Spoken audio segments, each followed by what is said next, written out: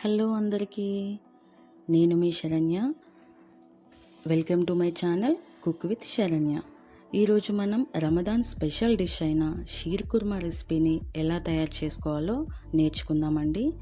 Beginners and bachelors కూడా చాలా ఈజీగా తయారు చేసుకోవచ్చు. జస్ట్ చిన్న చిన్న టిప్స్ ఫాలో అయితే అథెంటిక్ ఫ్లేవర్స్తో చాలా టేస్టీగా ఉంటుంది. సో ఇక లేట్ చేయకుండా రెసిపీలోకి వెళ్ళిపోదాం. ముందుగా మన రెసిపీకి కావాల్సిన ఇంగ్రీడియంట్స్ చూద్దాము.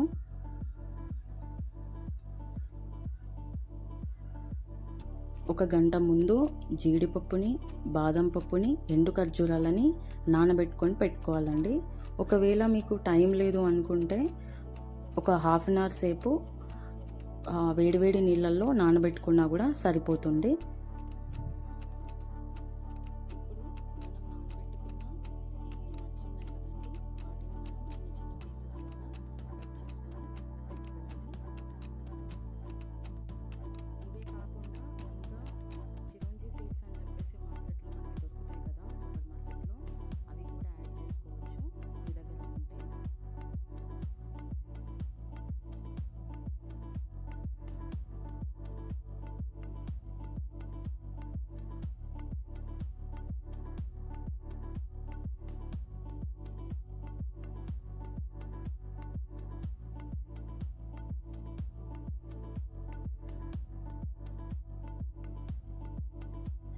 ఇప్పుడు స్టవ్ ఆన్ చేసుకొని ఒక మందపాటి కడాయి పెట్టుకోవాలండి.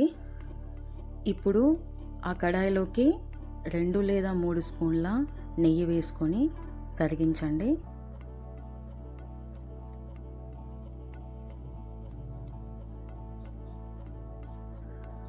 ఇప్పుడు మనం కట్ చేసుకున్న డ్రై ఫ్రూట్స్ ఉన్నాయి కదండి, నానబెట్టుకున్నవి, అవి ఒక్కొక్కటి అందులో వేసుకొని దూరగా వేయించుకోవాలి. అస్సలు మాడకూడదండి, మాడితే టేస్ట్ మొత్తం పోతుంది.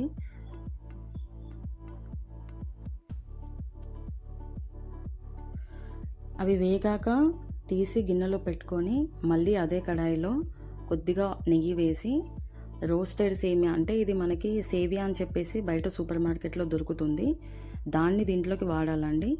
సో అది రోస్ట్ చేసుకున్నాక అదే కడాయిలో ఒక 3 కప్పుల పాలు యాడ్ చేయాలి. కొలత ప్రకారంగా చూస్తే ఇది ఒక 1/2 లీటర్ అవుతుందండి. ఫుల్ క్రీమ్ మిల్క్ తీసుకోవాలి.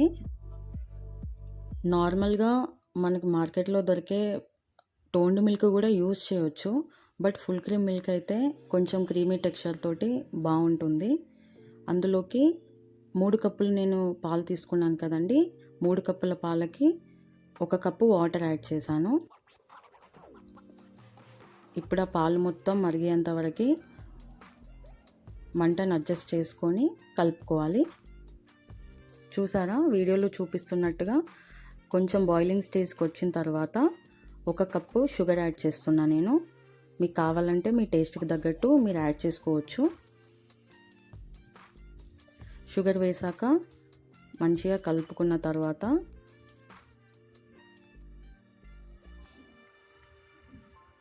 అందులోకి కండెన్స్డ్ మిల్క్ అనేది యాడ్ చేయాలండి.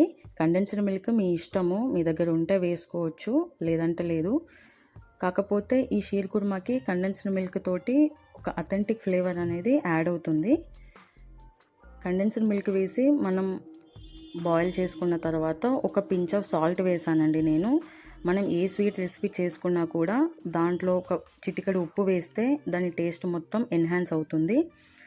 ఇప్పుడు అదే మిల్క్లోకి బాయిల్ అయిన తర్వాత మనం ముందుగా సోక్ చేసుకొని కట్ చేసి పెట్టుకున్నాం కదండి, ఆ నట్స్ యాడ్ చేశాను, నెయ్యిలో రోస్ట్ చేసినవి.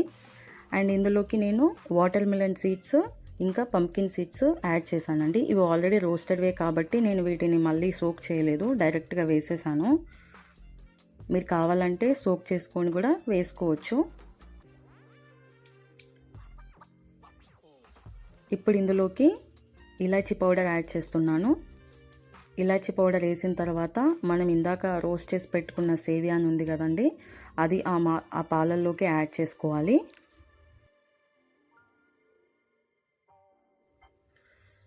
యాడ్ చేసుకున్నాక ఒక 2 నిమిషాలు కలుపుకొని స్టవ్ ఆఫ్ చేసుకుంటే మన టేస్టీ షీర్ కుర్మా రెసిపీ అనేది తయారైపోతుందండి.